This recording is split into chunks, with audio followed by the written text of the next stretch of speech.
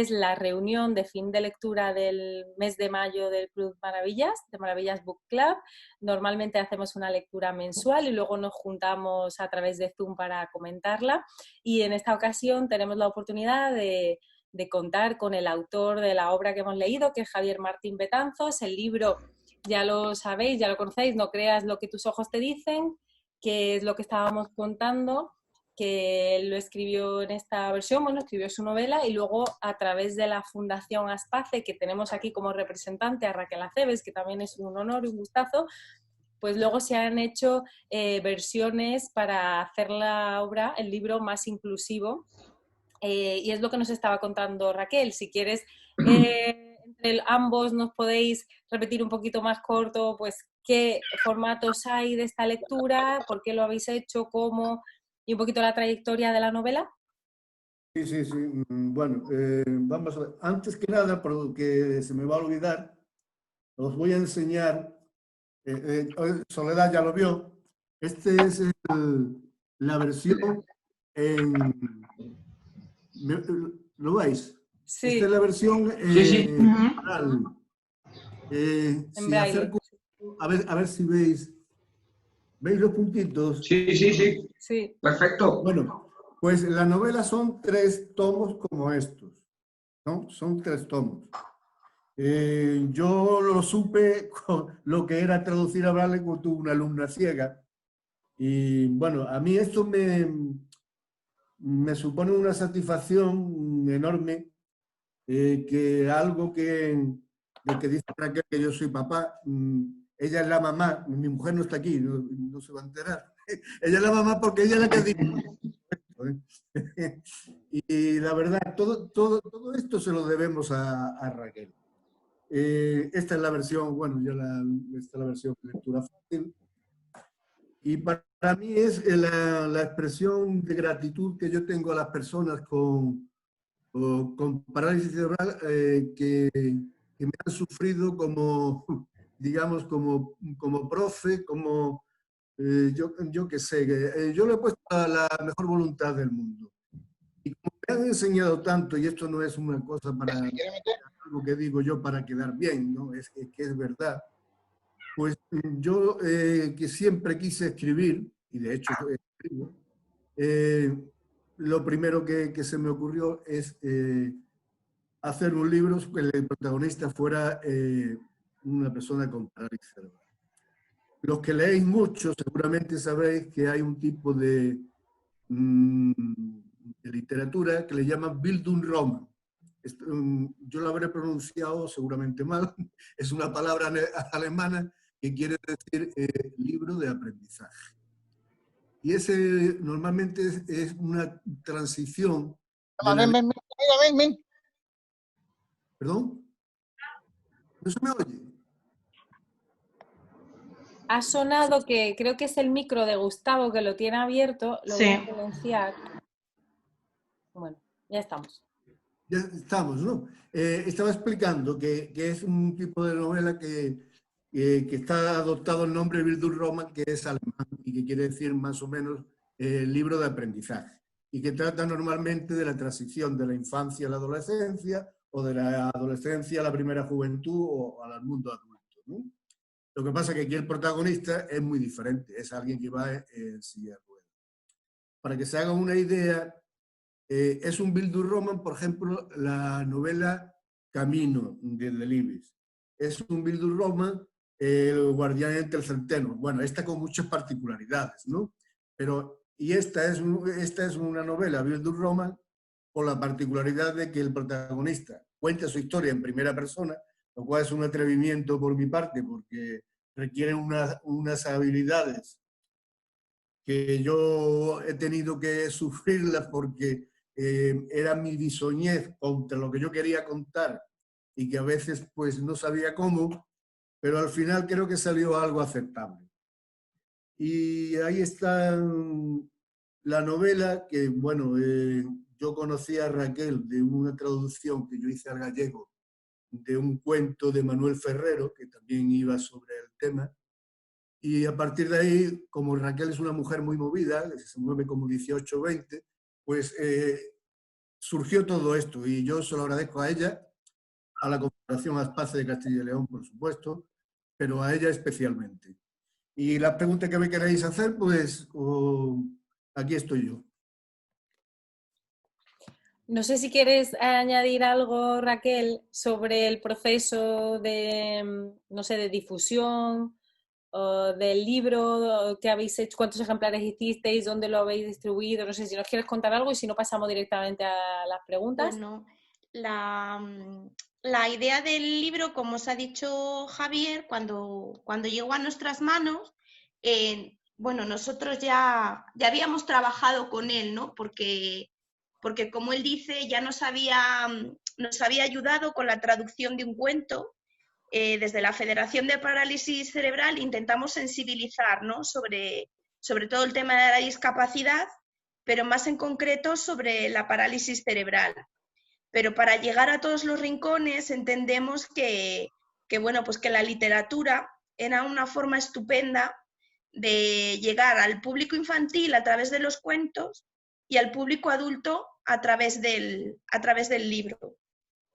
Cuando Javier se puso en contacto conmigo me pareció un proyecto tan maravilloso que yo se lo propuse a Madrid para que lo asumieran como un proyecto a nivel nacional, porque entendía que recogía muy bien todas las peculiaridades que puede pasar en su vida una persona con esta discapacidad, haciendo una visión un poco, pues bueno, pues por todos los aspectos que les pueden tocar a estas personas, ¿no? Pues bueno, pues desde el empleo, cómo vive el tema de la sexualidad, cómo vive el tema de las relaciones con la familia, el tema de la sobreprotección, el tema de, bueno, de pues las amistades, las barreras físicas. Entonces todo esto pues a mí me abrió mucho la mente y nos hizo ponernos manos a la obra. Y en un principio pues no teníamos financiación para sacar adelante el proyecto, pero Javier sabe que somos muy persistentes y dijimos, este proyecto tiene que salir adelante sí o sí. Buscamos la financiación y bueno, pues al poco tiempo pudimos publicar la novela. Como os decía al principio, que algunos no estabais todavía en la sesión, es un libro que se ha adaptado a todos los formatos, ¿vale? Como os ha enseñado Javier, está adaptado a braille, está adaptado a lectura fácil, está en audio y en EPUB, y todo esto es gracias a la colaboración que tuvimos con la Universidad de Salamanca por parte del INICO, que es el Instituto Universitario de Integración en la Comunidad. Ellos nos dieron esa posibilidad gracias a una persona que se implicó muchísimo en el proyecto, que fue Pilar Porras, y que ella también es una segunda mamá del proyecto pero en lectura fácil. La lectura fácil es un formato que pretende, de una forma muy sencilla, acercar la lectura a las personas que tienen algún tipo de comprensión lectora, que no tiene por qué ser una persona con discapacidad, que puede ser una persona mayor, que tenga menos capacidad de entendimiento con frases complejas, o bueno, puede ser una persona con una discapacidad intelectual. Y el proyecto empezó a rodar y nuestro objetivo siempre ha sido el de intentar que llegara al mayor número de sitios posibles.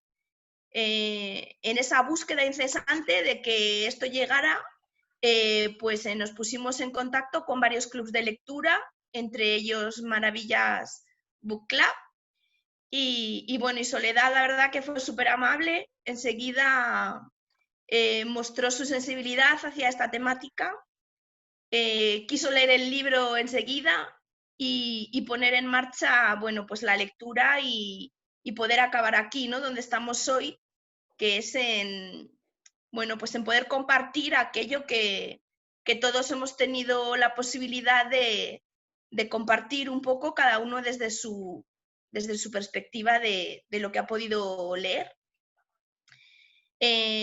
Hace muy poquito conseguimos llevar todos los libros, más de 350 ejemplares, a cada una de las bibliotecas de Castilla y León. Nosotros cuando hemos vendido el libro no es con ánimo de lucro. Javier nunca ha tenido ningún beneficio por la venta de este libro. Nosotros tampoco, somos una entidad sin ánimo de lucro. Y lo que hemos sacado ha sido para volver a reeditar y que este libro pudiera estar en todas las bibliotecas, para que todo el mundo tuviera acceso tanto a la lectura en papel como a todo lo que tenemos colgado a través de nuestra página web en los distintos formatos. Con lo cual, pues bueno, pues es algo muy bonito, una forma de sensibilizar diferente. No son campañas con panfletos, no son campañas, pues bueno, pues al final muy ficticias, ¿no? Creemos que la realidad de las personas tiene que llegar de una forma pues muy normalizada, ¿no? Y qué mejor que a través de la lectura. Entonces, pues bueno, simplemente dar las gracias a Soledad por esta oportunidad que nos brindas de estar hoy aquí con vosotros y agradeceros a todos que, bueno, pues que seáis partícipes un poco también de este momento. No, más bien al contrario, porque desde el principio, desde que dijimos que estábamos interesadas en el libro, vosotros, tanto Javier como tú, habéis estado a nuestra disposición para lo que necesitáramos, así que, y hoy estáis aquí, o sea que más prueba de eso ya imposible, así que muchísimas gracias a vosotros dos. Antes de empezar a acribillarte a preguntas, Javier, voy a contar un poquito de la biografía que viene aquí en el libro, por si alguien no lo sabe. Y bueno, naciste en Rociana del Condado, en Huelva, has hecho estudios de diplomatura de profesorado en EGB, te trasladaste a Coruña a realizar estudios de filosofía y ciencias de la educación, psicología y psicopedagogía. Estás doctorado en ciencias de la educación con una tesis sobre el abordaje de las necesidades de los alumnos con parálisis cerebral y su respuesta educativa, y es la única que hay en España sobre este tema, que además obtuvo la calificación de sobresaliente cum laude por unanimidad. Ha publicado 2 libros profesionales sobre este tema y numerosos artículos en revistas españolas y extranjeras sobre esta parcela educativa que le apasiona. En la novela, que, bueno, no sé si todos la hemos leído, pero si no, ya sí hago un pequeño resumen. El protagonista, Lucas, bueno, vamos viendo desde qué edad, desde bien pequeño, ¿no? Hay un flashback, perdón, o sea, cuando empieza, como vuelvo a repetir, que está en primera persona, cuando él empieza a hablar, se encuentra en un piso. Quiero aclarar antes una cosa. Bueno, ahí están lo que se llaman en literatura trasuntos, ¿no? Por si alguien no lo recuerda, un trasunto es una copia de la realidad con otro nombre distinto, pero que se puede fácilmente identificar. Voy a poner un ejemplo. Leopoldo Alas Clarín a Oviedo le llamaba Vetusta. Emilia Pardo Bazán a Coruña la llamaba Marineda. Pues esos son trasuntos. Ahí aparece mi pueblo, que yo lo llamo de otra manera, Paco lo sabe, lo llamo de otra manera porque algunas anécdotas son verídicas, recreadas. Ajá. Eso sí, son recreadas por mí, pero son verídicas. Entonces, para que nadie se sienta, yo qué sé, pues a lo mejor hay personas que tú no sabes cómo van a reaccionar, pues yo digo, pues le cambio el nombre y punto. Y entonces empieza la novela en un piso de Sevilla, del casco histórico, y después él hace un recorrido hacia atrás contando su vida. Él está en la Universidad de Sevilla, y que Sevilla se llama, en este caso, Espalia, una invención mía, que Sevilla se llamaba Hispalis y los romanos. Bueno, pero yo te lo... Bueno, lo que quiero decir, que empieza la trayectoria hacia atrás, y cuenta lo que ha sido su vida, sobre todo la vida las dificultades que ha tenido para llegar a ser lo que consigue al final, con muchísimo trabajo, con los palos en la rueda, con los engranajes que le pone la sociedad, a veces involuntariamente por desconocimiento, y otras veces, yo qué sé, yo no quiero hablar mucho de esto porque enseguida me enciendo. yo qué sé, Lucas Dancauce, me han preguntado mucha gente, ¿pero existe Lucas Dancauce? Lucas Dancauce, que por cierto es un apellido de allí de Rociana, ¿verdad, Paco? Lucas Dancauce no existe en la realidad como tal, pero tiene mucho de personas con las que yo he trabajado, de cada una un poco, que sí. Otra cosa que le extraña mucho a la gente es que alguien con parálisis cerebral pueda llegar a hacer un grado, una licenciatura anteriormente, pero tengo que decir que yo conozco a gente que han alcanzado el grado de doctor con parálisis cerebral. O sea que la parálisis cerebral no es una entidad diagnóstica comparable a la gastritis, a la tuberculosis o al cáncer de pulmón. Es una cosa muy difusa, con muchas causas y con muchas consecuencias. Entonces, empieza con un flashback y es él el protagonista que va contando su historia. Y vemos, bueno, prácticamente le seguimos en toda su trayectoria escolar y le pasan, la verdad es que le pasan muchísimas cosas, ¿no? Muere su abuela, un par de amigos suyos se ahogan. No, estoy haciendo spoilers, si alguien no lo ha terminado va a sufrir con esto, pero no sé qué había dicho, se enamora, bueno, entra a un prostíbulo, bebe, casi, bueno, le pasan muchísimas cosas, ¿no?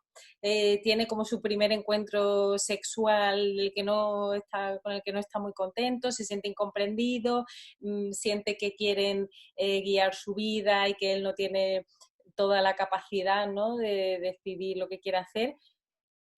Dices que el personaje en sí no existe, sino que has cogido partes de ciertas personas. ¿Qué es lo que te ha hecho incluir estos sucesos? O sea, ¿cuál ha sido tu idea a la hora de ir metiendo todas estas circunstancias, ¿no? Todas estas cosas que le pasan a Lucas y que algunas son duras también. Sí, sí, sí. Bueno, es que en realidad la vida de personas con discapacidad es dura, a veces muy dura y muchas veces incomprendida. Yo he tenido, las mejores críticas que he tenido yo de la novela parten de personas con parálisis cerebral. Y me han dicho cosas, yo que sé, que a mí se me saltaron las lágrimas, por ejemplo. Javier, te has sentado en mi silla y has contado mi vida. O no hay nadie que pueda contar esto como lo has contado tú. Eso no es ningún mérito, porque yo he escrito otras novelas que estoy pendiente de publicar y yo me he tenido que documentar, pero yo aquí no me he tenido que documentar de nada, absolutamente de nada. No he perdido 2 minutos en documentarme, porque todo esto son vivencias. Y algunas son vivencias de mi infancia que yo las he recreado poniéndome la piel de una persona con parálisis cerebral. ¿Cómo viviría esta anécdota, esta historia, este suceso, una persona con parálisis cerebral? Entonces, ahí quiero que entre a la labor de un escritor de recrearla y de darle forma y que resulte más o menos atractiva. No sé si he contestado a tu pregunta. Sí, sí. Bueno, tú contestas lo que creas No, pero conveniente. es que a mí me gusta que la gente, porque yo, no sé, a lo mejor empleo palabras así raros o algo, y yo creo que la gente me comprenda lo que yo quiero decir. Y si no comprende, pues yo lo explico de otra manera. Bueno, si no, todo el mundo ahora está silenciado, pero puede activarse el micro y preguntar lo que quiera si algo no lo entiende o quiere Sí, me preguntar. estoy acaparando yo todo, ¿no? Bueno, estamos calentando el ambiente, ahora ya se animará alguien seguro. Javier, yo ayer te pregunté, ayer o antes de ayer, que hablamos un poquito, te pregunté qué temas te gustaría tratar para que a mí no se me quedara nada en el tintero y me confesaste que querías tratar, pues bueno, esos temas que a veces generan más debate, ¿no? Entre ellos, la sexualidad de Lucas en este caso, pero bueno, como representante de un colectivo, ¿no? De un grupo de personas que se puedan ver en la misma situación. Y en ese aspecto, normalmente, y tú también creo que lo dices muchas veces cuando hablas del libro y cuando nos mandaste el vídeo para el club de lectura, dijiste, esta novela huye del paternalismo y cuenta las cosas como son, ¿no? A mí me ha sorprendido que tú has puesto en boca de Lucas una actitud como muy madura, ¿no? Y muy de adulto, como si ya hubiera vivido todo y lo viera desde fuera. Y eso al principio me sacaba un poco de la novela porque decía, no me lo creo, pero luego he visto, o eso me ha parecido a mí, que tu intención era dar también a lo mejor herramientas, ¿no? Para salir de esas situaciones si había alguien viviendo algo parecido, como intentando ayudar. No sé si me lo he imaginado yo o ha sido tu idea. ¿Tú cuando escribiste esta novela, qué objetivo te marcaste? Pues el objetivo que yo me marqué fue dar a conocer a la sociedad la problemática de una persona con discapacidad, en este caso una discapacidad motora. Ya sabemos que la parálisis es una discapacidad motora en primer lugar. Luego eso puede tener aparejado pues un perfil cognitivo algo bajo o diferente, puede tener asociado trastornos visuales, auditivos, de equilibrio, de muchísimas cosas, ¿no? Entonces yo quería desmitificar un poco el concepto de que la persona, digamos, no metida en este mundo, viene de alguien que va en una silla de ruedas y, por decirlo de una manera un poco bruta, pero para que todos me entiendan, yo que soy muy bruto, lo digo, ya os daréis cuenta, si se le cae la baba, dice, bueno, no, con este que vamos a hacer, no es así. Esas personas tienen muchas capacidades, lo que pasa es que necesitan que nosotros le adaptemos el mundo un poco para que ellos se sientan incluidos. Y eso no suele pasar. Creemos que pasa. Se nos llena la boca, sobre todo a los políticos que están, bueno, vamos a hablar más de los políticos que los nuestros, ¿no? De los ciudadanos. Que si la inclusión, pero en muchas ocasiones no se da tal inclusión. ¿Por qué? Porque no se ponen los medios, porque hay cosas que cuestan dinero. Y entonces mi ilusión era que esto, Raquel lo sabe, que llegara al mayor número de gente posible y que la gente se enterara de una vez que estas personas no son ángeles, ni son personas que tienen sus inquietudes, sus anhelos y que son personas que hay que apoyarlas y ayudarlas, no llevarlas de la mano. Yo no sé si os acordáis, los que hayáis leído, que dice Lucas que él agradece que le empujen la silla, pero que le pregunten a dónde quiere ir, que no es un carrito de la compra, ¿no? Sí. Pues hay muchas personas, lo digo que lo hagan con maldad, pero hay muchas personas que empujan creyendo que es un carrito de la compra, ¿no? Y es una persona. Entonces hay que preguntarle a dónde quiere ir.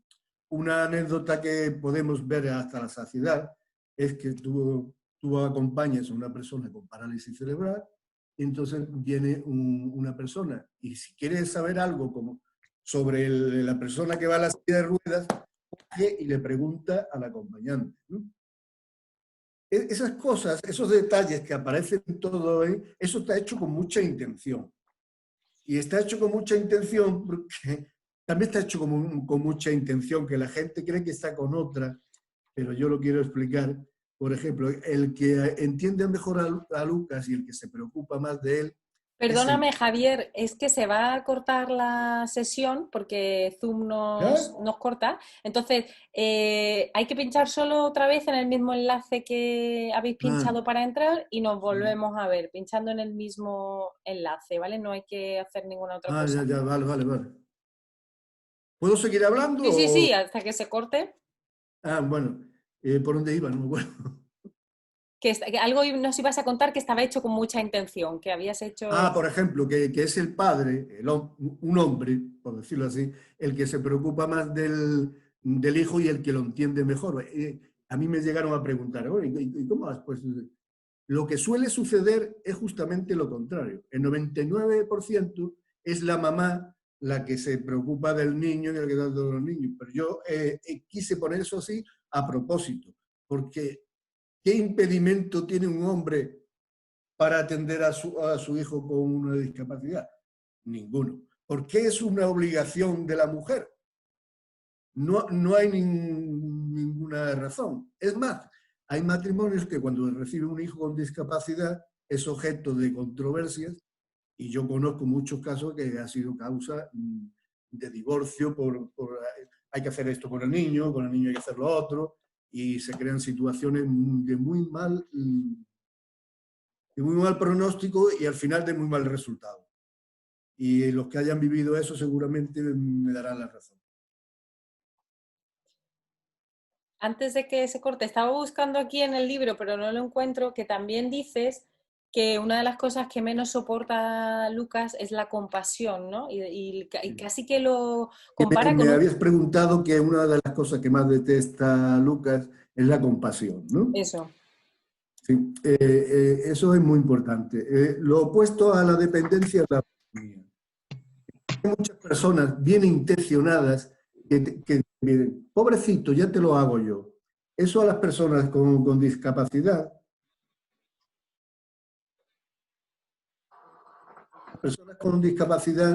no les cae nada bien, porque ellos pueden tardar más o hacerlo con menos habilidad, pero son capaces de hacer cosas. Entonces no quiere que se la hagan por ellos, no quieren la compasión, quiere solamente comprensión. Por eso a Lucas le molesta, a Lucas y a cualquier persona en sus circunstancias le molestaría mucho eso. De hecho, tú has puesto un personaje en la novela que encarna esa actitud totalmente, que es la tía, ¿no? Que la tía tanto quiere demostrarle su afecto y que le importa, que se excede, ¿no? Que al final lo trata como... Sí, porque existe la realidad. De hecho, en mi instituto donde trabajaba yo, hablando con el orientador, le pusimos un nombre a esa actitud, le pusimos el síndrome de la tía.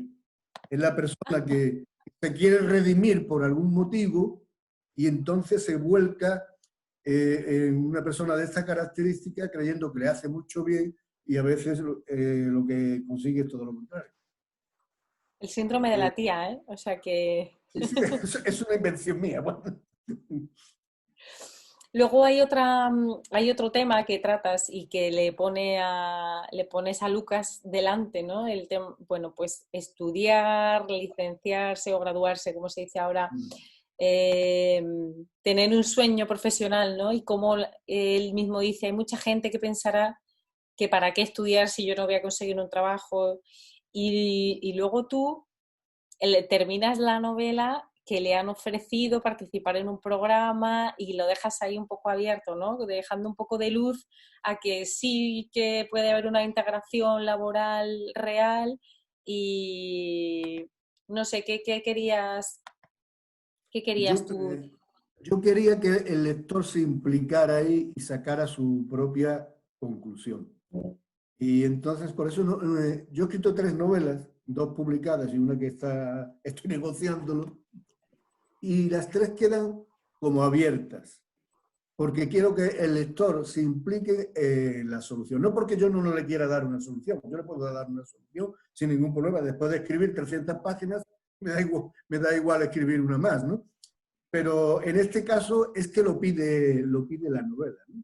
Y la novela pide que el lector diga, pues esto es posible, porque me ha dicho, una persona con parálisis cerebral que acaba una carrera y les parece algo maravilloso. Bueno, y tiene algo de maravilloso porque le ha costado más trabajo que a nadie, pero son capaces de conseguirlo, lo que hay que poner los medios. Por eso lo dejo así,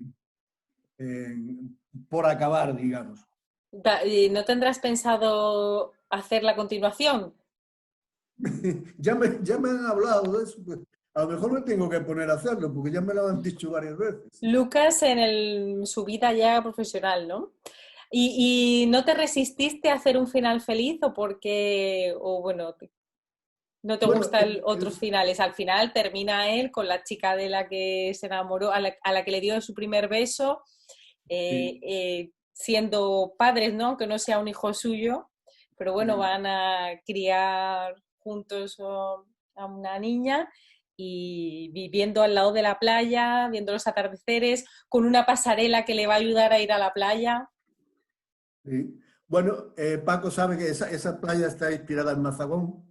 Sí. Se llama Dagón, que era un dios fenicio.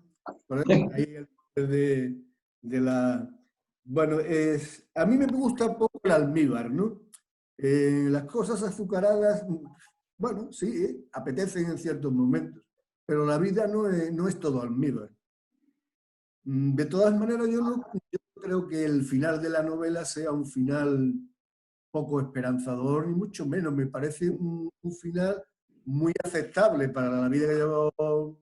Él se siente feliz y termina la novela con la estrofa de una canción para mí preciosa, que es Summertime, que la cantaba Ella Fitzgerald, en este caso yo la nombraba compañera de Luis Astro, ¿no? Y que en español, yo no sé si lo puse en inglés, me parece. En español Sí, quiere decir... está en inglés. Pero lo en la que lectura fácil sí que viene traducida. Sí. Yo creo que al final, sin ser demasiado almibarado, creo que es feliz, desde mi punto de vista. Eso lo tienen que decir los lectores, que hablen un poco, que estoy yo solo. Y no, a mí desde luego me parece final feliz y te deja con una sonrisa y con buen sabor de boca después de todo lo que le pasa. E insisto que hay momentos que dices, jolín, pobre, bueno, él y toda la pandilla, ¿no? Porque lo sufre en caso de pederastia. Sí. Bueno, hay un poco de todo. También Todo es muy simbólico, Soledad, muy simbólico, muy metafórico, ¿no? El antagonista, digamos, el amigo, entre comillas, que se cae por que es el río Guadalquivir, lo que es ahora, que tiene una plataforma. Bueno, pues eh, es, es la metáfora de la sociedad, de la incomprensión, de dónde vas tú. Es una felicidad. Y sobre una emisora de una diarrea, Uy, ahora. Tenemos duendes en las ondas.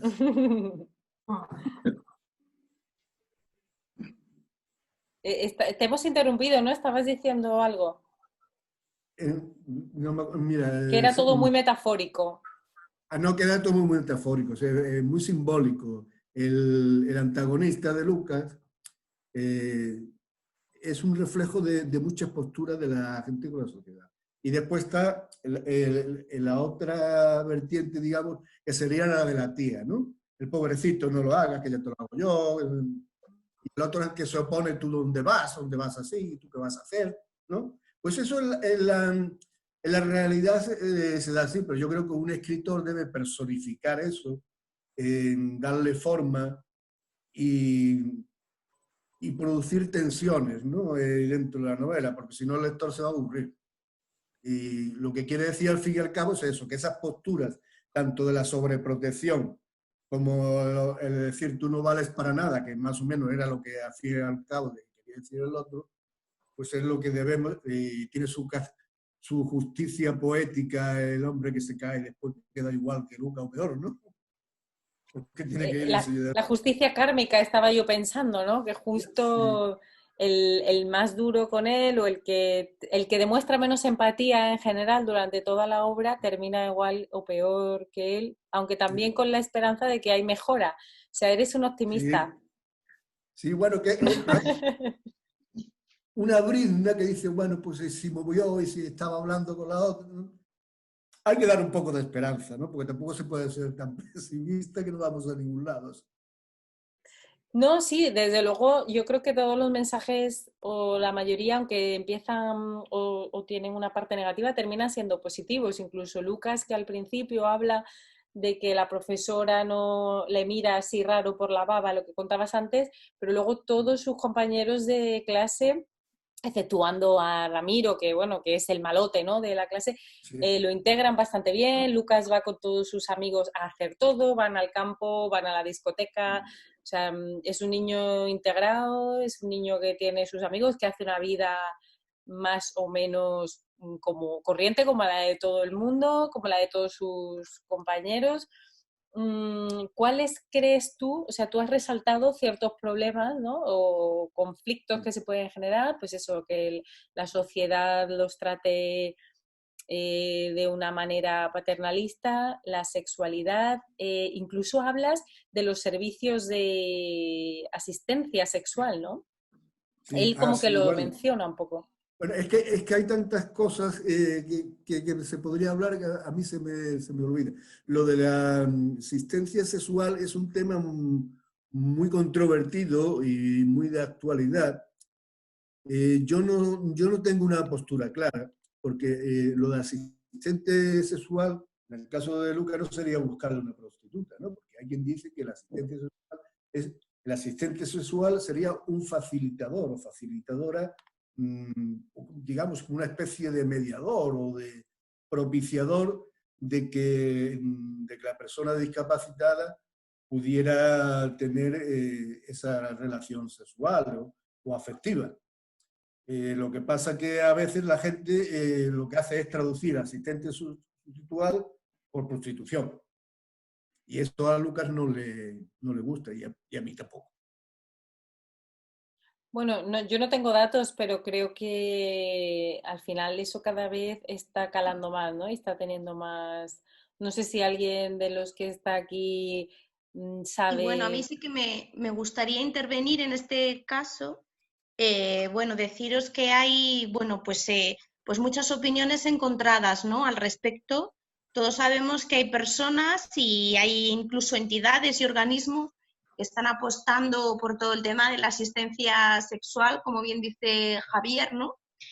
Pero digamos que hay otros mecanismos, ¿no? Otras entidades que abogan por otro tipo de métodos que al final no generan unas expectativas erróneas en las personas con discapacidad, ¿vale? Nosotros hicimos un trabajo hace ya 10 años con la Asociación Estatal de Sexualidad y Discapacidad. Es una asociación que se está moviendo muchísimo ahora mismo en todo el ámbito de cualquier tipo de discapacidad. Y un poco lo que están poniendo encima de la mesa es que todas las personas tienen derecho a vivir su sexualidad, pero que tampoco debemos de generar expectativas erróneas en las personas, ¿no? La persona que lo cuenta, si alguna vez tenéis oportunidad de escucharla, si queréis seguir algún vídeo o si queréis seguirla a través de redes sociales, se llama Natalia,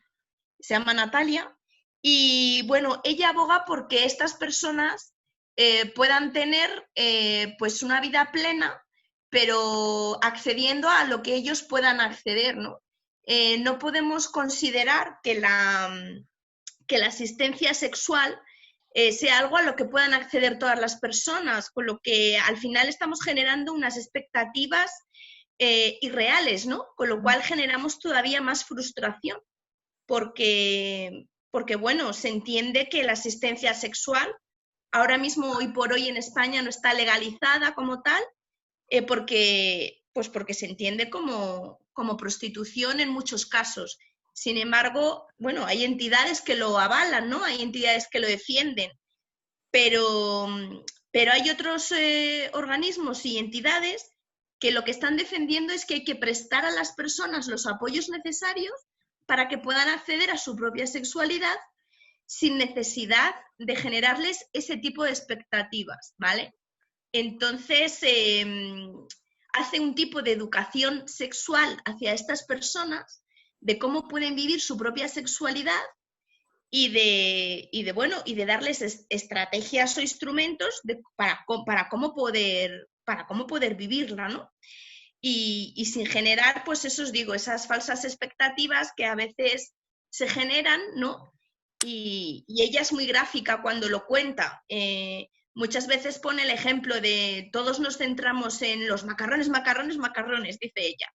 Pues no toda la sexualidad tiene que ver con el coito. Al final, vivir una sexualidad agradable es poder abrazar a una persona, es poder tocar a una persona, poder sentir pues una caricia de una persona.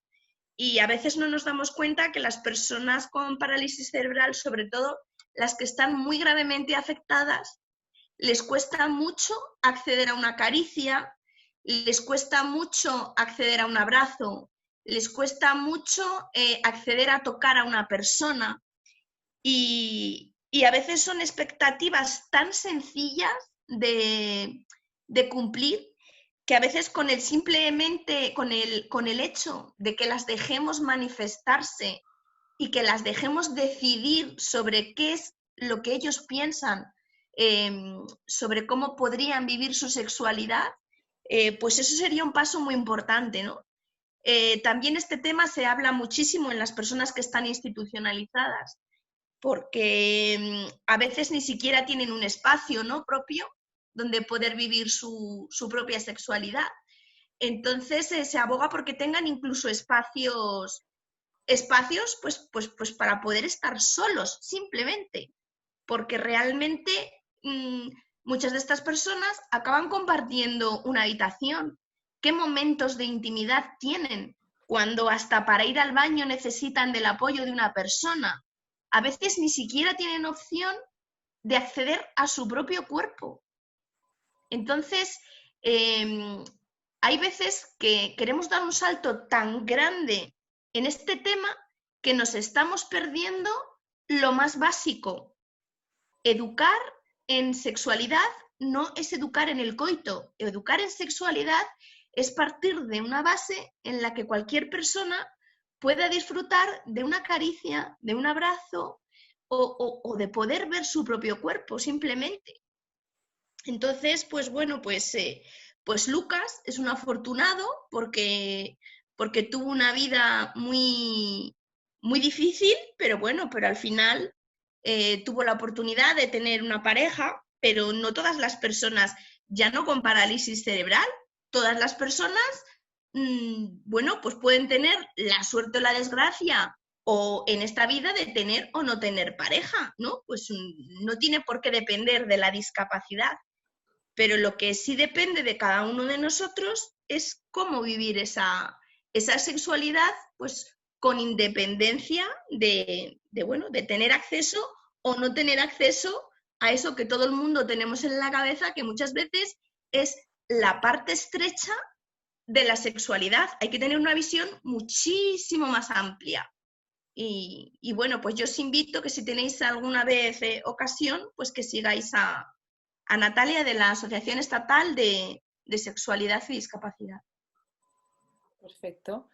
Además, tocas otro tema que ya si queréis lo podemos también abordar, que es el de la institucionalización. Sé que Javier también tenía especial interés en hablar de esto, no sé cuál es su postura, no sé si coincidís Raquel y tú, si queréis plantearla. Tal vez habría que decir primero qué es lo que se entiende por institucionalización. Vamos a ver, hay algunas posturas, afortunadamente, cada vez menos abundantes, que cuando una persona llegaba al hogar con discapacidad, bueno, primero había la fase del luto, luego tal cual, luego la aceptación, y al final, bueno, pues como el niño o la niña tiene este problema, donde mejor está es en una residencia, ¿no? Contra esto, afortunadamente, hay un movimiento contrario. Y lo podemos contar en asociaciones, por ejemplo, a mí se me ocurre ahora el Foro de la Vida Independiente.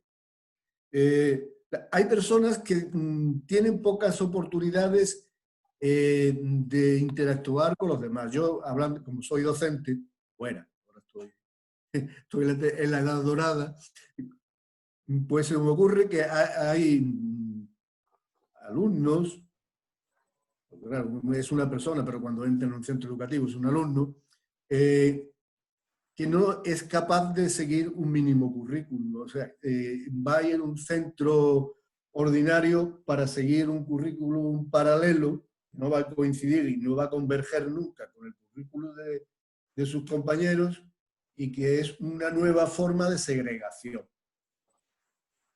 Ahora también quiero mezclar, a lo mejor estoy mezclando demasiadas cosas y no sé si me van. Hay organismos que ahora, desde un punto de vista para mí acertado, se han opuesto a una idea que hay de que todas las personas con diversidad funcional vayan a centros educativos ordinarios. Y desde mi punto de vista, yo que he vivido la mayor parte de mi vida profesional con estas personas, creo que en unos casos será posible, beneficioso y todos los adjetivos que se nos ocurran, y habrá otros casos donde habrá que hacer una escolarización combinada o tendrá que ir a un centro específico, porque los centros ordinarios no están preparados para atender según qué cosas. O cambiamos eso,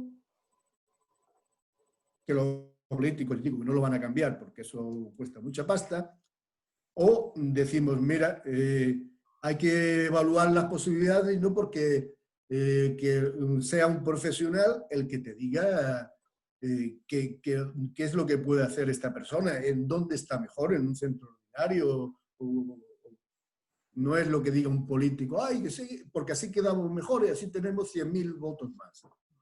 Pues yo, al decir la institucionalización, me refiero a eso. Institucionalización, si entendemos coger un niño y porque tenga una determinada discapacidad, meterlo en una institución y no incluirlo para nada, absolutamente para nada, en lo que es la sociedad, yo me opondré con todas mis fuerzas. Ahora, si es una institución que lucha por la inclusión y hace actividades para conseguir eso, yo estaré a favor siempre, empujaré junto con ellos el carro. Eso es lo que yo quería decir sobre la institucionalización. Y pero esto a día de hoy, ¿de quién depende que ese estudiante vaya a un sitio o a otro? Perdona mi ignorancia en este sentido. Pues bueno, ahí al final tiene mucho que ver, yo creo, también, la familia tiene mucho que ver, ¿no? Porque hay que tener en cuenta la capacidad para poder decidir de si quiere llevar a su hijo a un centro ordinario o a un centro de educación especial. Pero también tiene que entrar el sentido común, ¿no? Como dice Javier, hay alumnos que tienen el derecho de ir a un centro ordinario y evidentemente hay que prestarles ese apoyo para que puedan asistir a ese colegio ordinario, porque son personas que pueden desarrollarse perfectamente con un mínimo apoyo. Pero hay otras personas muy gravemente afectadas, como bien decía Javier, que no van a seguir un currículum escolar en igualdad de condiciones. Entonces, al final eso, pues bueno, pues no va a ser beneficioso para él, ¿no? Porque hay centros de educación especial que están muy bien preparados para que esas personas no van a aprender a sumar y a restar, pero sí que van a aprender a comer, o van a tener un logopeda que les va a enseñar a cómo tiene que tragar para que no tenga un problema de deglución y no se produzcan broncoaspiraciones y tenga problemas de atragantamiento, por ejemplo, ¿no? Lo que van a aprender unas personas y otras, dependiendo de su grado de afectación, pues yo creo que eso sería lo que debe de marcar el hecho de que tengan que tener acceso a un tipo de escolarización o a otro. Pero aparte de este tipo de institucionalización que decía Javier en el ámbito educativo, hay otro tipo de institucionalización que se da en el ámbito residencial, ¿vale? Hay personas, igual que las personas mayores van a una residencia de mayores, nosotros tenemos personas con discapacidad que viven en residencias de personas con discapacidad. Entonces, hasta ahora ha habido un movimiento por el cual, bueno, pues cuando una persona no podía estar en su casa porque requería de muchísimos cuidados y no podía ser atendido por sus familias y bueno, pues requería múltiples cuidados, pues al final estaban en este tipo de centros, ¿no? La visión que hay ahora mismo es que este tipo de centros sean más bien tipo unidades de convivencia pequeñitas, de 8 personas, por ejemplo, en las que estas personas puedan vivir de una forma muchísimo más normalizada, ¿vale? De hecho, en Castilla y León se está implantando un sistema de convivencia. Nosotros tenemos un ejemplo en Ávila, que es el proyecto A Gusto en mi casa, en el cual, 5 personas con parálisis cerebral, con una afectación bastante grave, van a ir a vivir a una vivienda de forma normalizada en una comunidad de vecinos, con sus adaptaciones, con sus apoyos, con profesionales que están apoyando su día a día y su vida, pero van a vivir de una forma mucho más normalizada, ¿no? de hecho, la situación que ahora mismo estamos viviendo con todo el tema de la pandemia y del coronavirus, también te hace darte cuenta de qué tipo de atención estamos dando a las personas que viven en macroresidencias. Claro, ahí no puedes garantizar una calidad de vida en igualdad de condiciones, no puedes garantizar una atención mucho más individualizada. Lo que pasa es que esto tiene un coste mucho más elevado, pero al final la tendencia, tanto en la gestión como en lo que ahora mismo estamos demandando todo el movimiento social de la discapacidad, es tender a este tipo de viviendas que son muchísimo más normalizadas y donde las personas pueden llevar a cabo su vida con mínimos apoyos. Y en estas viviendas, las personas que viven ahí pueden estar todo el tiempo que quieran, ¿o cómo se gestiona? Claro, ese es su casa, lo que pasa que tienen o un catering que va a llevarles la comida, o tienen una persona que hace la comida, lava, plancha, o tienen un cuidador que gestiona el tema económico, o les ayuda en el tema de la gestión del dinero, o les ayuda en el tema de la gestión de las tareas del hogar, pero no desde una suplantación de esa identidad, no. Él va a apoyar en aquello donde esas personas no pueden llegar. Si ellos pueden hacer su cama, ¿por qué no la van a hacer? Si ellos pueden salir a comprar el pan todos los días, ¿por qué no lo van a hacer? Si ellos pueden gestionar lo que quieren comer cada día, ¿por qué tienen que comer de catering todos los días? Es muy triste, ¿no? No poder decidir nunca qué es lo que quieres comer o decidir si te gusta o no te gusta. Cuando una persona mayor, con 65 años, quiere ir a una residencia de mayores, él ya ha tenido posibilidad de vivir durante toda su vida un proceso vital en el que ha tomado sus propias decisiones. Pero cuando estamos hablando de personas con discapacidad muy gravemente afectadas, estamos hablando que cuando acaban la etapa de transición de la vida adulta, cuando llegan los 21 años, se les institucionaliza, van a una residencia. ¿Qué ocurre con estas personas? Si no hay un criterio muy claro y muy marcado en el que se trabaja mucho la autodeterminación de estas personas y en el que se trabaja su proyecto de vida, estas personas se pueden pasar toda su vida sin tomar ni una sola decisión sobre aquellos aspectos que les están afectando. Desde qué comer, desde qué me pongo para vestir hoy, desde qué actividades me gusta hacer. ¿Cuántas veces hemos visto imágenes de personas con discapacidad en centros que se tiran todo el día haciendo manualidades? Oh. Es que habrá personas que no les guste hacer manualidades. Claro. Entonces, ese tipo de cosas, al final, lo que tratamos de hacer ver es que en los centros se tiene que tener en cuenta el proyecto de vida de cada persona.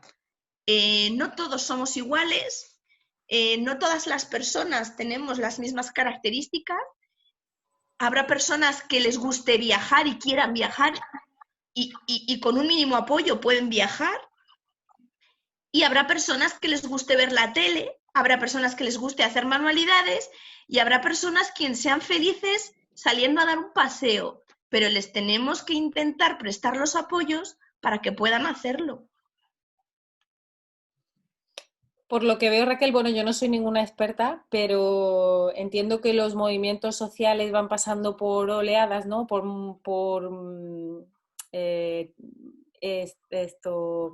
Corrientes de pensamiento o de acción.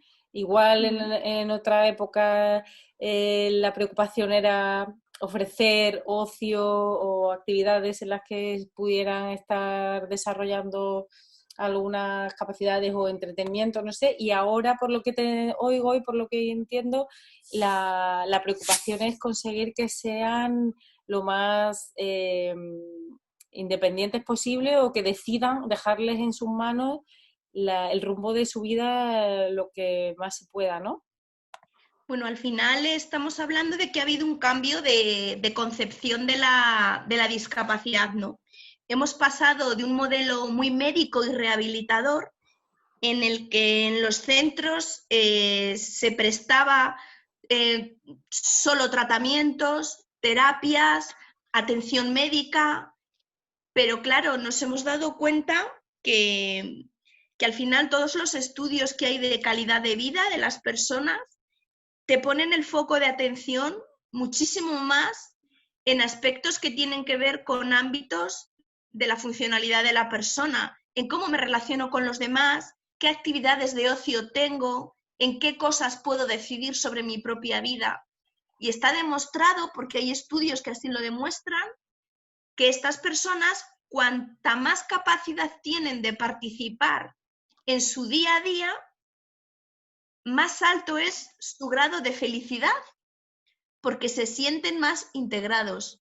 Entonces, tenemos que ser conscientes que la mayoría de estos centros de discapacidad muchas veces fueron creados por los propios papás, que se organizaron en torno a asociaciones, porque tenían una necesidad que nadie cubría, necesitaban llevar a sus hijos a algún sitio, porque ellos tenían una carga muy grande y no podían con ella. Entonces, lo más importante para los papás era que sus hijos tuvieran esas necesidades cubiertas y nada más. Pero en el momento que estas personas han podido empezar a expresar lo que sienten, lo que quieren y lo que necesitan, ellos son capaces de decirte que ellos quieren una vida más normalizada, que a lo mejor no quieren vivir toda su vida con tratamientos y terapias, que a lo mejor prefieren estar un poquito mejor, o sea, un poquito peor en tema de tratamientos y terapias, pero prefieren tener una vida más parecida a la de sus iguales. Entonces, esto al final es lo que te hace seguir esa nueva corriente que tú decías, por la cual, bueno, pues cuando se empieza a escuchar a las personas con discapacidad su propia opinión, pues te das cuenta que algunas veces, pues bueno, pues tienes que tirar por ahí también, ¿no? Porque el modelo médico rehabilitador quedó un poco obsoleto y ahora estamos en un modelo biopsicosocial que tiene en cuenta lo biológico, lo psicológico, pero también lo social, y que es tan importante como el tema rehabilitador. Al final lo importante que es escuchar, ¿no? Y también ver cómo, no solo las ganas que tienes de ayudar, sino cómo quiere la otra persona o cómo te dice que puede ser ayudado. Si no escuchamos, pues claro, pero eso en todos los ámbitos de la vida. Bueno, quizás, perdón, Perdona. Un minuto nada más. Quizás hablamos de España porque yo lo que conozco en el mundo educativo, ¿no? No estamos con una conciencia de que las personas que tengan alguna discapacidad tienen que tender a la normalización. A mí me venían y me preguntaban, oye, ¿hay un programa para paralíticos cerebrales? Digo, ¿pero un programa para qué? No, un programa para paralíticos cerebrales. Yo le decía, perdona, pero yo no te entiendo, ¿qué es un programa? ¿Tú me quieres decir un programa para escribir o...? No, un programa para paralíticos cerebrales. Es que no vamos a ver, si una persona puede escribir, vamos a hablar de un procesador de texto que todo el mundo conoce, del Word, ¿no? Si una persona con parálisis cerebral puede escribir el Word con un periférico es un ratón, un joystick, un trackpad, lo que sea, con un teclado virtual, con lo que sea, puede escribir como escribes tú, ¿a qué me vienes a preguntar que si existe una cosa especial? Si es que no la necesita. Si lo que hay que entender es a la normalización. Si tú eres capaz de escribir en el Word con un ratón especial o con un joystick, el joystick como lo que se maneja en las sillas automotrices, ¿no? Si eres capaz de trabajar en el Word con eso, ¿para qué quieres una cosa rara? Si es que no se trata de eso.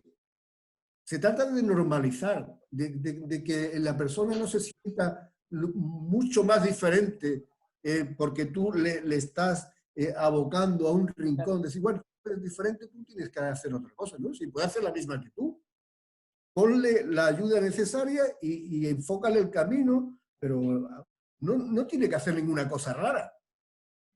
Pues esto ocurre, y ocurre porque quizás no nos han educado de la manera que nos tenían que haber educado, ¿no? Del respeto al diferente, que puede ser diferente en el mundo de la sexualidad. Fíjate tú la que se podría haber liado hace 40 años con el matrimonio gay, ¿no?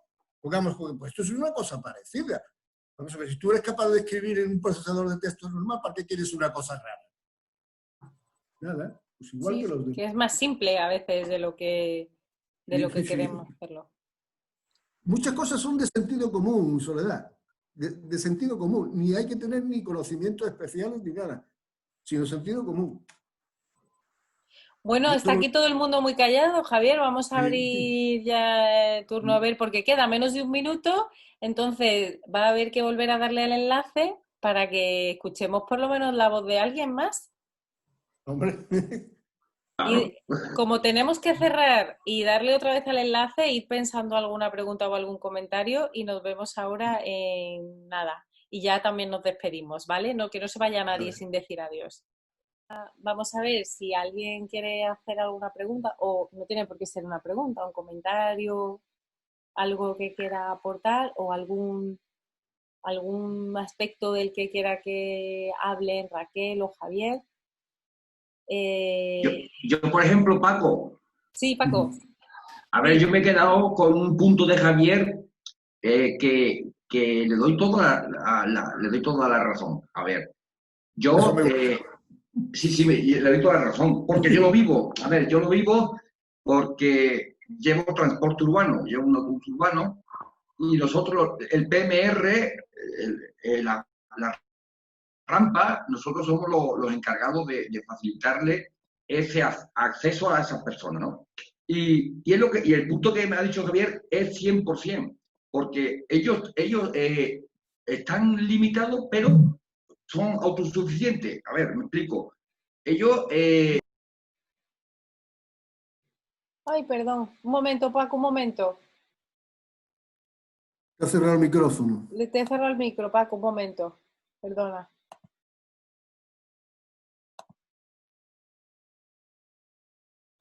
Ay, que no te lo puedo reiniciar.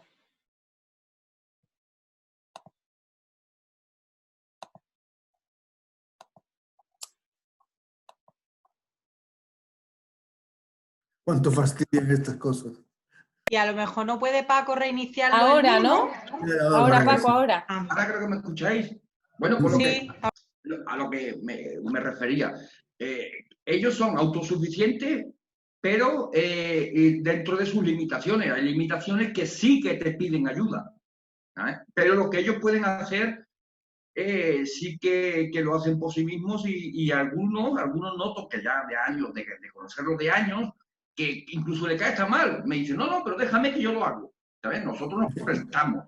Pero, y luego, bueno, en la lectura del libro, que me lo he leído 2 veces, de mi paisano, y como no, y además... Eso es ser masoquista, Paco. Me lo llevo al trabajo y bien.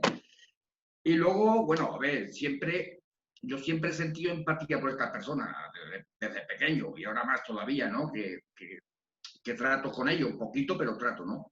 Pero, a ver, te aprende hay otros puntos que no sabía, y ahora, pues, por ejemplo, hace poquitos días, desde una persona que te entra con movilidad reducida, con la mano que no puede moverla, y ellos tienen la confianza en ti para que te muestra la riñonera o la cartera o lo que fuera, para tú meter la mano dentro de su cartera y tener acceso a la tarjeta y pasarla, o al bono y pasarle el bono, ¿no?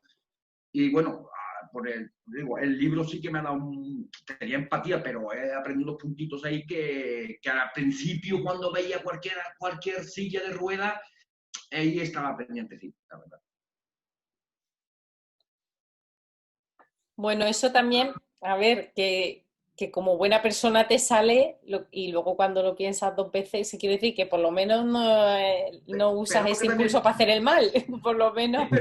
Pero perdona, también otra cosa que decía Javier, según la sociedad, porque el PMR que nosotros llevamos, hay 2 huecos. Los huecos exclusivos para silla de ruedas, ¿vale? Pues a veces tú te vas para la parte trasera y ves el ambiente cómo está el hueco, hay carritos de niños o hay gente joven en el hueco, pero cuando llega una silla de ruedas, ese hueco es suyo, es intransferible. Pues hay veces, a lo que dice Javier, la sociedad, hay veces que le dice, oye, por favor, el hueco, y se molesta. A ver, si te tienes que quitar, por favor, perdona, si te tienes que quitar la silla, el carrito del niño, tiene preferencia la silla de ruedas. La sociedad no está muchas veces por la labor, no hay mucha empatía. Lo veo yo también, pero bueno. Sí, no, falta mucha En sensibilización. la novela hay un episodio de alguien, de un nazi, no sé si lo recordáis. Sí. Bueno, pues eso iba por ahí, claro. Yo en una novela no puedo contar lo que está contando Paco, tengo que recrearlo y darle otra forma, ¿no? De hecho, el acto ese de lanzar fuera a esta persona, por llamarla de alguna manera, produjo en las personas que iban en el autobús un sentimiento de empatía, ¿no? Y eso es lo que más se necesita en la vida diaria con las personas con discapacidad. Lo más que se necesita es ponerte en su lugar. Como decía bueno, lo dijo alguien que yo no me acuerdo, nunca me acuerdo, pero después lo hizo suyo un psicólogo americano que se llamaba Carl Rogers, que es coger los zapatos del otro y andar un trecho del camino para saber cómo es esa persona, qué siente esa persona. No simpatía, no que te caiga bien, empatía, ponerte en el lugar del otro. Y con eso, tú si eres profe y tienes menos conocimiento, no pasa nada. Pero si tratas de ponerte en su lugar y tienes una buena actitud, y me dice, oye, me viene alguien con parálisis de vaya incordio, a ver cómo trato yo esto. Con esas actitudes es como sacamos esto adelante. Porque al fin y al cabo no se necesita grandes cosas, ni cosas raras, ni nada de eso. Soy buena persona. Igual que hay otro episodio, que es el de la discoteca, ¿no? Que no dejaban entrar al Lucas por problemas de seguridad, ¿no? No, pero si yo no voy a la pista, que yo no voy a bailar, yo voy a jugar algo. No, pues esas cosas en la vida real suceden, pero suceden, yo a veces no me lo explico, porque ¿qué te molesta a ti que entre una persona con silla de ruedas en una discoteca? Es que a veces es incomprensible, ¿no? Pero esas actitudes se dan y yo las he observado. Nos deja aquí Gustavo un mensaje para todos que dice: en nuestro centro ocupacional tenemos chicos con un buen nivel cognitivo y motóricos, pero el problema es que sus padres son muy mayores y al hacer talleres o hablar de sexualidad todavía para los padres es tabú. O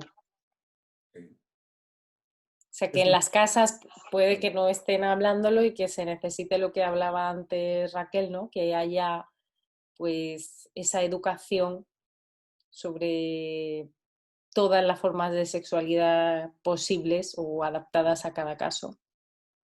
Hay que darles un poco de libertad, ¿no? Que decida la persona. La persona hay que procurar que sea autónoma. No la podemos llevar de la mano a todos los sitios. Claro. Cuando se levantó ahora, digamos, el veto, que esto es algo comparable al sufragio universal, ¿no? De que las personas con discapacidad puedan votar. Y bueno, ¿y qué va a votar este? Digo, ¿qué habrás votado tú? ¿Con qué sentido habrás votado? Sabe Dios, ¿no? Pues esas cosas así, ¿por qué no va a poder votar? Pues esto sucede con mucha frecuencia, más de la deseada. Y más de la que creemos, ¿no? A veces hace falta leer una novela así que te pone esas situaciones para que los que estamos en nuestra burbuja, pues digamos, oye, estas cosas también están pasando y a veces no lo sabemos. Sí. Más intervenciones. ¿Quién quiere decir algo? Gracias, Paco. No se ha hablado, bueno, yo solamente voy a decir un inciso que vosotros digáis. las barreras arquitectónicas. Es que este tema a mí me sensibiliza mucho porque, a ver, ve una persona, las barreras arquitectónicas, ¿qué pasa con esto? Por suerte ahora es obligatorio, ¿no? Que tienen que estar las ciudades cada vez más accesibles, los edificios. Tú sabes que hay leyes estatales y autonómicas de hace 20 años que dicen que todos los edificios públicos deben ser accesibles y no lo son. Y no lo son. Y las leyes tienen 20 años. 20 años. Sí. Bueno, te lo digo de memoria, lo mismo son 18 o 22. Sí, bueno. Pero demasiado. Sí. Bueno, de hecho, la última ley de accesibilidad es la del 2008, que es la que obliga a todos los organismos públicos a ser accesibles. Y no lo son. ¿Y qué se puede hacer en esos casos? ¿Se pueden poner multas, denuncias para Denuncias, sí. Al final, bueno, pues desde las diversas plataformas de los colectivos de discapacidad, que estamos agrupados en una plataforma de mayor rango que se llama CERMI, Comité Español de Representantes de Personas con Discapacidad, tienen abierta, bueno, pues una oficina para poder denunciar todo este tipo de situaciones para que, bueno, pues poco a poco este tipo de situaciones se vayan solventando. Pero claro, hay que tener en cuenta que la accesibilidad no solamente es física, que estamos hablando de accesibilidad de barreras arquitectónicas, pero a veces tenemos un problema para acceder a una página web porque no es accesible, o tenemos problemas a nivel cognitivo, ¿no? Hay cosas que tienen que ser, bueno, pues igual que nuestro libro está adaptado a lectura fácil, la lectura fácil es muy importante para la comprensión lectora de las personas, y eso no está tan universalizado como el tema de la accesibilidad física. Entonces, claro, hay muchas entidades que ahora mismo están trabajando mucho en el tema de la accesibilidad cognitiva, poniendo pictogramas para que las personas con discapacidad intelectual comprendan cuando van a entrar en una consulta de un dentista, ellos sepan que van a la consulta del dentista porque ven el dibujo del dentista en la puerta. Al final, muchas veces, la anticipación de la situación a estas personas consigue hacerles reducir también niveles de estrés y de ansiedad. Es lo que os decía antes, el hecho de no poder decidir sobre su vida les genera muchas inseguridades y muchas angustias porque no saben dónde van. Entonces, por ejemplo, en nuestros centros, cuando van al logopeda, hay un dibujo en la puerta que les identifica que van al logopeda y hay una foto de su logopeda. Entonces, cuando van a acceder a esa puerta, ellos ya saben que van al logopeda y su logopeda, por ejemplo, Susana, está ahí y es a la persona a la que van a entrar a ver. Entonces, esos temas también son muy importantes. Lo que pasa que, claro, al final los grandes cambios se consiguen a largo plazo y estas cosas, pues bueno, pues a veces son lentas, pero bueno, desde el movimiento social de la discapacidad, pues ahí seguimos aportando nuestro granito de arena para que todas estas cosas poco a poco se vayan solventando. Mucho es la inercia que hay a hacer las cosas como se vinieron haciendo desde hace tiempo, ¿no? Un par de años antes de jubilarme yo, decidieron el instituto donde trabajaba hacer la cartelería, ¿no? Entonces yo propuse que se hicieran pictogramas, porque no solo valdría para gente con problemas de un trastorno grave de desarrollo, tipo de trastorno autista, sino incluso podría valer para gente que vienen de otro país, que no habla nuestra lengua y que es muy común. Pues no, ya se lo hemos encargado a una empresa especializada. Mirad, ahora que estamos en la coyuntura apropiada, hacer esto porque hay que procurar que toda la gente sepa dónde está la biblioteca, dónde está la dirección, dónde están los servicios. ¿Vinieron los carteles? Pues nada, un rótulo con letras. ¿Y qué? ¿Habría costado más? Seguramente no. Seguramente se ha costado a mí. Como la inercia es hacerlo como debe venir, es que esto siempre se ha hecho así. Como se ha hecho siempre así, pues sí, hay que seguir haciéndolo. De ahí la importancia también de asociaciones y fundaciones, federaciones y Sí, que y están... locos que estén en los centros esto, como yo, ya está aquí Javier diciendo cosas raras. Pues hace falta gente, desgraciadamente hace falta gente así, porque si no la gente no en general, ¿eh? Yo cuando digo la gente no me refiero a todo el mundo, digo que hay gente que no quiere enterarse, ¿no? De que hay otra gente, otras personas en el mundo que necesitan otro tipo. Mira, un ejemplo muy claro. Una entrada a un banco tiene su escalinata, su escalera y tiene una rampa. ¿Cuántos de nosotros que no necesitamos silla de ruedas hemos elegido subir por la rampa y no por la escalera? Muchas veces, ¿no? Hay muchos, Yo lo he hecho muchas veces. claro. No, parece que eso es... además, en Internet hay una página y que cuando se hacen esto se hace por compromiso y por obligación, hay aberraciones de rampas, ¿no? Rampas del 90% del nivel, rampas en ángulo recto que no puedes girar, rampas que no llevan a ninguna parte. No estamos concienciados, ¿eh? Yo creo que hace falta más concienciación. Bueno, otra palabra por ahí, a ver. Vamos, ánimo. A ver, Sara, te veo ganas de preguntar algo. Sara es integradora social y está estudiando Ah, sí, educación bueno, pues social. venga, pues ya, lánzate. Vamos, que nos cuente algo, su experiencia o sus inquietudes. Buenas. Yo creo que hace falta concienciar más, sí, pero creo que también tienen que estar más visibles estas personas en la sociedad en general. O sea, con respecto a lo de los centros educativos especiales, de educación especial, bueno, yo tengo sentimientos encontrados, ¿no? Porque yo he trabajado con alumnado TEA, denominado con necesidades educativas especiales, y bueno, dependiendo de la diversidad funcional que tengan, pues están escolarizados de manera ordinaria o en aula específica, ¿no? O ya en centros fuera. Sí. Yo he trabajado en una aula específica y sinceramente, siendo integradora social, pues no estoy muy a favor de este tipo de recursos. Es verdad que está muy bien que estén porque se le puede prestar una atención individualizada que en una clase con 30 alumnos y una maestra o un maestro, pues no. Pero creo que deberíamos abogar más por la inclusión de este alumnado y creo que debería haber más recursos de todo tipo. El principal problema que yo veo en la educación a día de hoy, en el sistema educativo, es la falta de recursos. Recursos humanos, recursos materiales y recursos espaciales. O sea, carecemos de personal cualificado, que lo tenemos, pero no pueden acceder, ya sea por las oposiciones o por falta de plaza. No disponemos de material y si lo tenemos, pues no le podemos dar porque tenemos a 30 niños y niñas metidos en una clase con una sola maestra o maestro.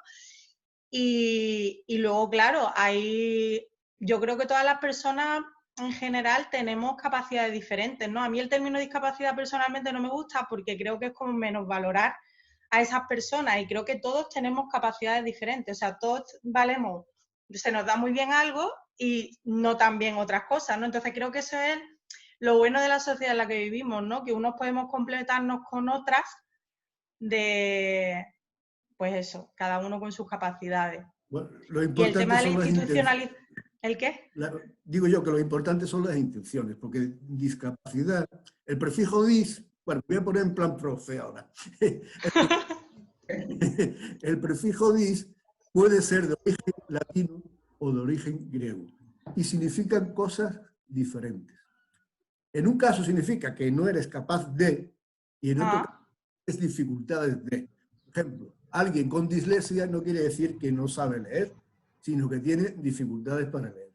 Yo me quedo más con la intención, aunque hay palabras que las carga el diablo, ¿eh? Yo siempre lo digo, hay palabras que las carga el diablo. Minusválido, eso directamente tiene que ir al basurero, ¿no? Sí. Si tú dices personas con discapacidad, yo creo que no le hago daño. Pues diversidad funcional, más o menos, al fin y al cabo, quiere decir algo parecido. Que somos Sí, diversas. pero sí. Lo importante de es la hecho, y actitud. por puntualizaros así algo en concreto, ¿no? Ahora mismo, bueno, yo a Javier siempre le oigo hablar de eso, del tema de diversidad funcional, pero el único término que está aceptado desde el propio colectivo, ¿no?, de personas con discapacidad, desde el movimiento este de CERMI que os comentaba antes, que es el Comité Español de Representantes de Personas con Discapacidad, no admiten el término de diversidad funcional, ¿vale? Sé que hay muchas entidades, como la Oficina Independiente y demás, sí que abogan por la utilización de este término, pero desde CERMI lo que se pone en énfasis es, bueno, pues es el término de persona con discapacidad. El término de discapacitado no gusta, es el término de persona con discapacidad, pero ni siquiera el término de diversidad funcional tampoco gusta. Bueno, Ante todo personas, ¿no? Que creo que Sí, es sí, lo eso que hay es que persona. resaltar, que somos personas. es que no hace falta, ¿no? Una persona, dime mi nombre, a mí me llaman Javier, a mí no me tiene que decir que yo tengo movilidad reducida ni nada. Tú llámame Javier y punto. Al fin y al cabo todos somos personas, yo nunca creo que ni haga falta. Lo que hace falta, etiquetas no. Lo que hace falta es saber qué necesidades tiene la persona para que se sienta bien, si está en la escuela, si está en una residencia, donde esté, o en la vida paseando por un parque de la plaza, ¿no? Y no hace falta, lo importante, yo insisto siempre, lo importante es la actitud. Perder el tiempo en debates nominalistas, que si se tiene que llamar así, si tiene que llamar a otra cosa, dejamos por arreglar las cosas importantes y nos centramos en, bueno, aunque yo vuelvo a decir, yo minusválido es algo que no tolero. Ya bueno, la lengua como algo que va evolucionando, ¿no? Por suerte, minusválido cada vez se utiliza menos. Sí. Plaza de minusválido, eso lo puedes ver. Eso es verdad. Ya, Bueno, El o término el baño de minusválido minusválido. sí que Sí. es peyorativo. De hecho, el término Sí. minusválido no se utiliza porque ese sí que es peyorativo. Porque es que tiene menos valor que, con lo cual es un término que pues no gusta tampoco. Sí, pues mira, que yo estaba ahí de acuerdo con Sara en que ya estaba en desuso, pero es verdad que las plazas de aparcamiento se les sigue diciendo plaza de Pero depende minusválidos. del sitio, ¿no? O el Nosotros, baño. por ejemplo, en Castilla y León, minusválido ya, o sea, no lo ves, porque mira qué bueno, bien. es un término que se intenta quitar de toda la legislación, de todo, pues bueno, pero también porque el movimiento social que hay detrás es muy fuerte Claro. y tratamos de evitar ese tipo de cosas, ¿no? Claro. Incluso hay veces que hacemos hasta manuales, ¿no?, de comunicación para que las personas que se dedican a temas de comunicación utilicen un lenguaje apropiado de cara al colectivo de las personas con discapacidad. Entonces, Claro. esa es una palabra que siempre parece tachada con rojo, ¿no? Para que ningún periodista o ninguna persona que se dedique a temas de comunicación pueda utilizar un lenguaje que pueda hacer sentir mal a alguien. Muy bien. Aquí ha dejado Carlos un mensaje que se ha ido ya y decía, solo quería felicitar a Javier Martín por contarnos la historia de Lucas y acercarnos a la realidad del mundo interior de las personas con discapacidad intelectual. Estoy seguro que nos ayudará a ser más empáticos con ellos, además de hacernos reflexionar en que aún queda mucho por hacer para lograr la normalización. Un saludo y gracias por todas vuestras aportaciones que nos arrojan más luz sobre el tema. Un fuerte abrazo a todos. Gracias una vez más, Javier. Y dice Silvia, nos apuntaba Silvia a la conversación, persona con discapacidad, ya nos ha quedado claro.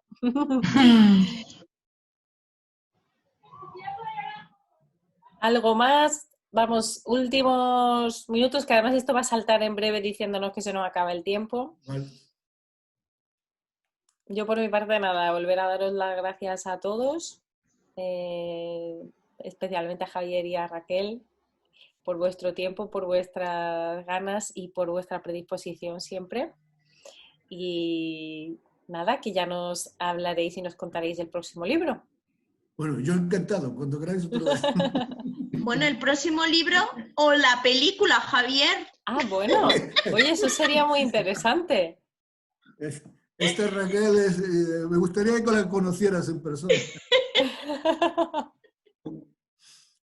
Bueno, que muchísimas gracias por todo, Soledad, que ha sido un placer estar este ratito contigo y con todos Igualmente. vosotros, que para cualquier cosa estamos a vuestra disposición en la Federación ASPACE de Parálisis Cerebral de Castilla y León, y que, bueno, que si en algún momento necesitáis cualquier cosa, que ahí nos tenéis y que esa es vuestra casa. Que muchas gracias. Muchísimas gracias, lo Gracias. mismo digo. Gracias. El club de lectura a vuestra Adiós. disposición para lo que Igualmente. queráis.